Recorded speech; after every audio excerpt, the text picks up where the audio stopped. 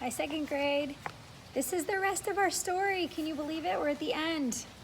All right, we're picking back up today on chapter 37, and we're going to go straight to the end of the book today. Chapter 37, where we left off. That's right. We left off, the Peach has landed on top of the Needle, on top of the Empire State Building in New York City. Crazy. All right. It was really an amazing sight, and in 2 or 3 minutes, as soon as the people below realized that this now couldn't possibly be a bomb, they came pouring out of the shelters and the subways to gape at the marvel, which means stare in disbelief. The streets for half a mile around the building were jammed with men and women, and when the word spread that there were actually living things moving about on top of the great round ball, then everyone went wild with excitement. "It's a flying saucer," they shouted. "They are from outer space. They are men from Mars. Or maybe they came from the moon." And a man who had a pair of binoculars to his eyes said, "They look pretty peculiar to me," which we know means strange. I'll tell you what. Police officers and fire engines came screaming in from all over the city and pulled up outside the Empire State Building. 200 firemen and 600 policemen swarmed into the building and went up the elevators as high as they could go. Then they poured out onto the observation roof, which is the place where tourists stand, just at the bottom of the big spike. So the Peach is still above them, but they're as high as they can get. All the policemen were holding their guns at the ready with their fingers on the triggers, and the firemen were clutching their hatchets, their axes. But from where they stood, almost directly underneath the Peach, they couldn't actually see the travelers up on top. "Ahoy there!" shouted the chief of police. Chief of police. "Come out and show yourselves." Suddenly, the great brown head of the centipede appeared over the side of the Peach. His black eyes, as round and large as 2 marbles, glared down at the policemen and firemen below. Then, his monstrously ugly face broke into a wide grin. The policemen and the firemen all started shouting at once. "Look out," they cried. "It's a dragon! It's not a dragon, it's a wumpus. It's a gorgon, it's a sea serpent, it's a proc, it's a manticore." They're going crazy. 3 firemen and 5 policemen fainted and had to be carried away. "It's a snozwanger," cried the chief of police. "It's a wang-doodle," yelled the head of the fire department. The centipede kept on grinning.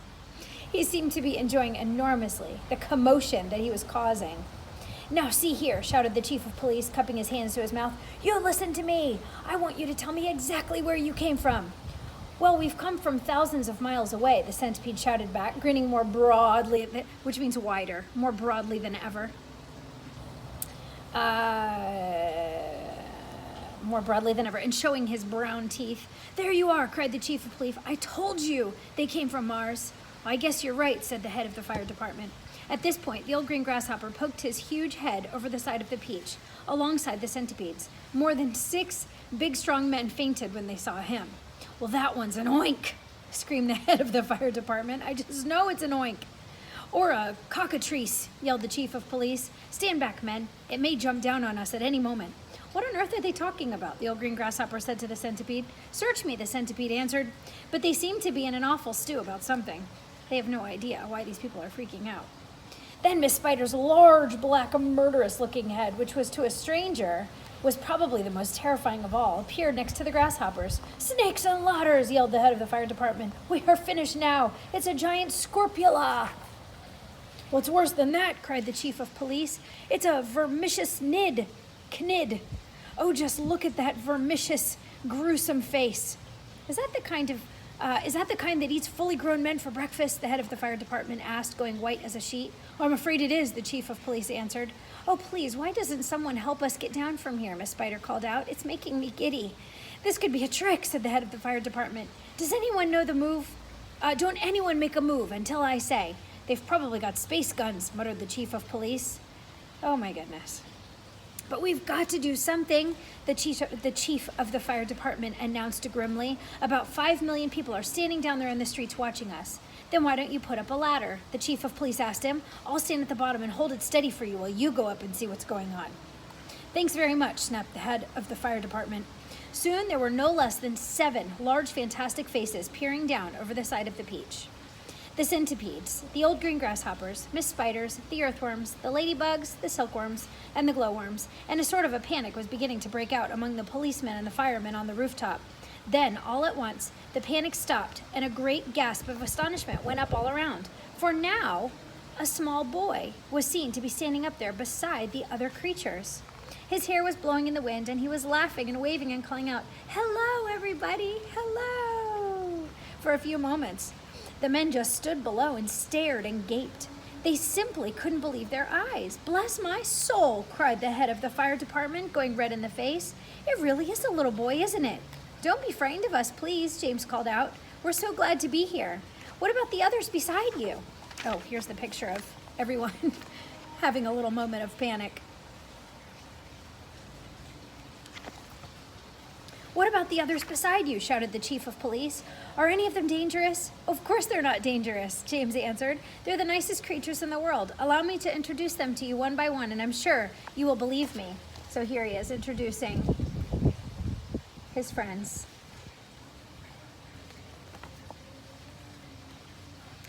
"My friends, this is the centipede, and let me make it known. He is so sweet and gentle that, although he's overgrown, the Queen of Spain again and again has summoned him by phone to babysit and sing and knit and be a chaperone when nurse is off and all the royal children are all alone." "Small wonder," said the fireman, "they're no longer on the throne."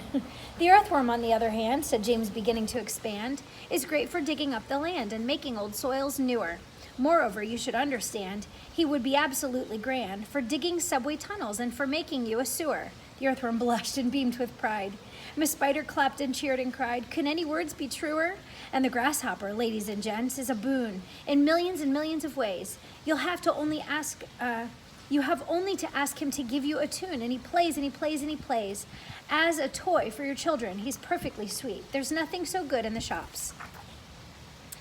You've only to tickle the soles of his feet, and he hops and he hops and he hops. He can't be very fierce," exclaimed the head of all the cops. "And now without excuse, I'd like to introduce this charming glowworm, lower of simplicity. She is small to install, easy to install on your ceiling or your wall, and although this smacks a bit of eccentricity, it's really rather clever, for thereafter you will never have the slightest need for using electricity."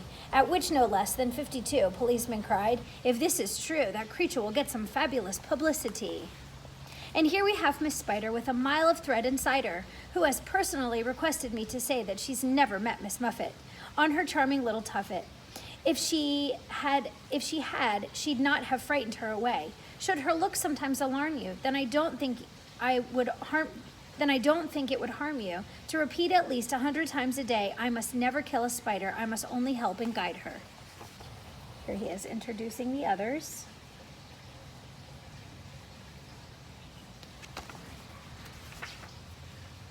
"And invite her in the nursery to play."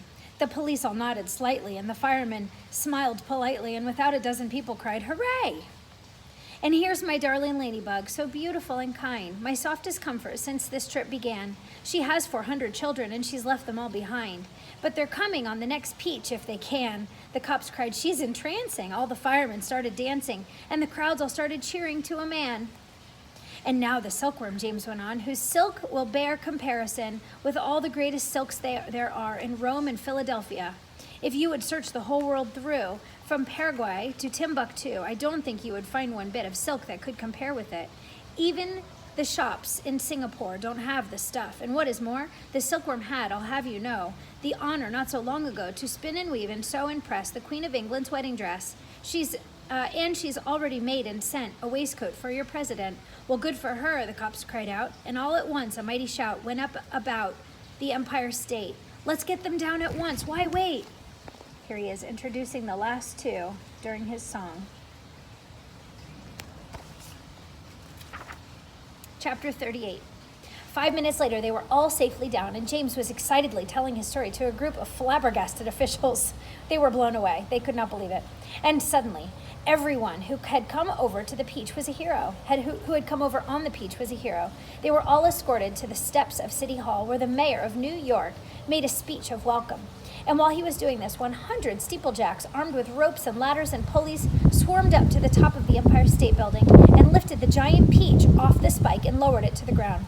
Then the mayor shouted, "We must now have a ticker tape parade for the wonderful visitors." What an honor that is.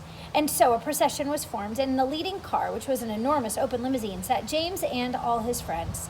Next came the giant peach itself. Men with cranes and hooks had quickly hoisted it onto a very large truck, and there it now sat, looking just as huge and proud and brave as ever. There was, of course, a bit of a hole in the bottom of it where the spike of the Empire State Building had gone in, but who cared about that? Or indeed about the peach juice that was dripping out into the street?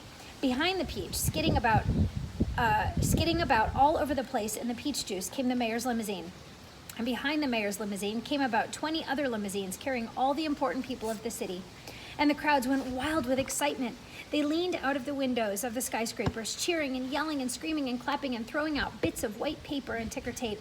And James and his friends stood up in their car and waved back at them as they went by. Then a rather curious thing happened. The procession was moving slowly along Fifth Avenue when suddenly a little girl in a red dress ran out of the crowd and shouted, "Oh, James, James, could I please just have a tiny taste of your marvelous peach?" "Well, help yourself," James shouted back. "Eat all you want. It won't keep forever anyway." No sooner had he said that than about 50 other children exploded out of the crowd and came running onto the street. "Can we have some too?" they cried. "Well, of course you can," James answered. "Everyone can have some." The children jumped up and down on the truck, up on the truck, and swarmed like ants all over the giant peach, eating and eating to their heart's content. And as the news of this was happening, the news of what was happening spread quickly from street to street. More and more boys and girls came running from all directions, with their parents' permission, I'm sure, to all up to the peach and helped themselves. There was a trail of children a mile long to join the feast, chasing after the peach as it proceeded slowly up Fifth Avenue. Really, it was quite a fantastic sight. To some people, it looked as though the Pied Piper of Hamelin had suddenly descended upon New York City, and to James, who had never dreamed there could be so many children as this in the world, it was the most marvelous thing that had ever happened. By the time the procession was over, the whole gigantic fruit had been completely eaten up, and only the big brown stone in the middle, licked clean and shiny by 10,000 eager little tongues, was left standing on the truck. Here is the parade of cars. There is the peach being taken through the city. And here is the last chapter of our story, chapter 39.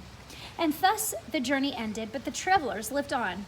Every one of them became rich and successful in the new country. The centipede was made vice president in charge of sales of a high-class firm of boot and shoe manufacturers, of course.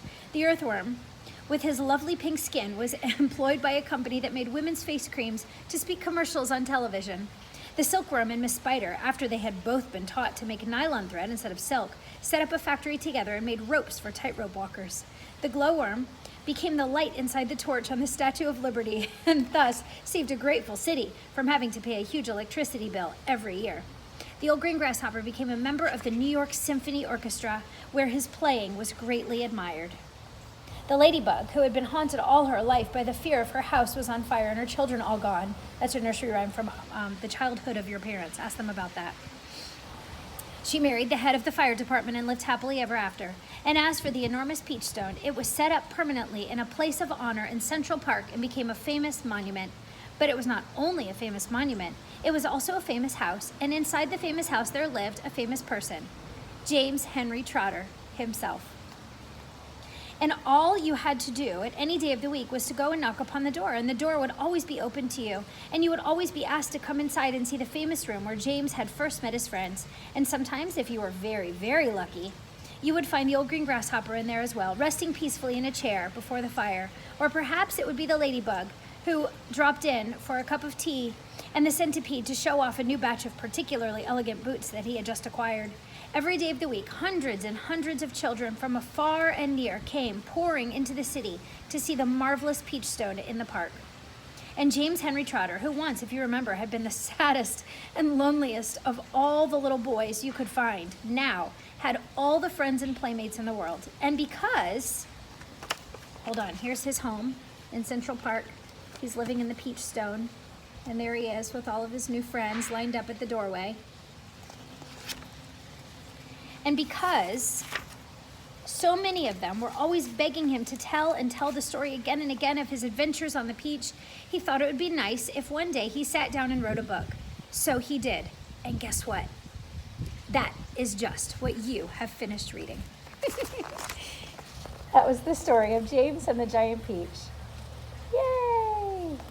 There are many, many, many other books by this same author, and they were all equally as whimsical and silly and wonderfully, fantastically fantasy-filled.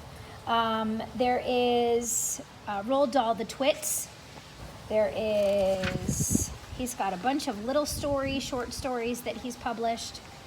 And then he has some other full-length books, some other novels. Charlie and the Chocolate Factory, you may have seen that movie before, the old one or the newer one. He's done Charlie and the Great Glass Elevator, which is the next book in that series. And then he's got Matilda, which is a little story of a witch who can do magic. She's very smart. She's about your age. And the BFG, which is about giants in England. That was a movie a couple years ago. He's wonderful, and I hope that you've enjoyed the story. So go answer those last few questions that you've got, and I love you, and thank you for reading with me. Bye. Mwah.